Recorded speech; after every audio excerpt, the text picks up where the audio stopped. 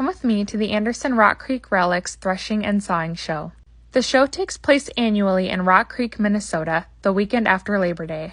This video just has short clips that I took throughout the day while I was there. They had this kids dress up and play area. You can go inside both of those doors, and this is what it looks like inside.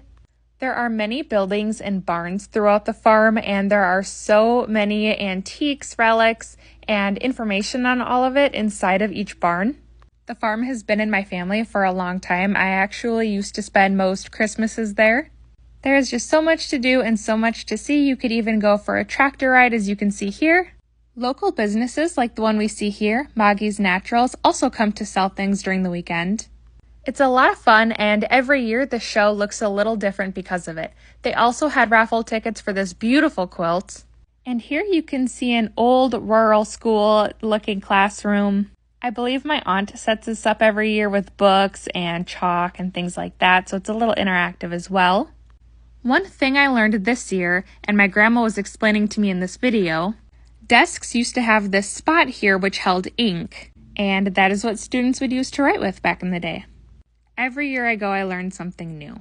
This area is set up like a little church area. It is where we had the ceremony for my grandpa when he passed a few years back, as well as a couple of others. I plan to make multiple videos, but there are also many old cars and tractors as well. This is Big Mini, or Big Minneapolis is what we call it. And while it looks big in the video, it looks so much bigger in person. You can stand in that large wheel and not come anywhere near the top of it. It is just so tall.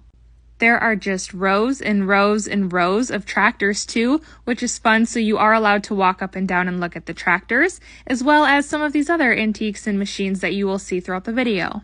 A lot of these clips are pretty short, but to be honest, there was just so much to see. I tried to fit as much into the video as I could without making it overwhelmingly long, but there is just so much information. If you are in the area, I really recommend going to check it out.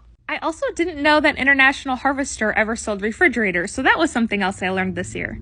Here is a local blacksmith. I chatted with him for a little bit. He told me that he loves coming to the show and selling some of his items. He also had some free items for the kids. And after that, it was time for the big parade. I didn't get to stay for the whole parade, but it's an hour or two long, I think, and they bring out the old tractors and old cars that people have brought up. It's so cool to see.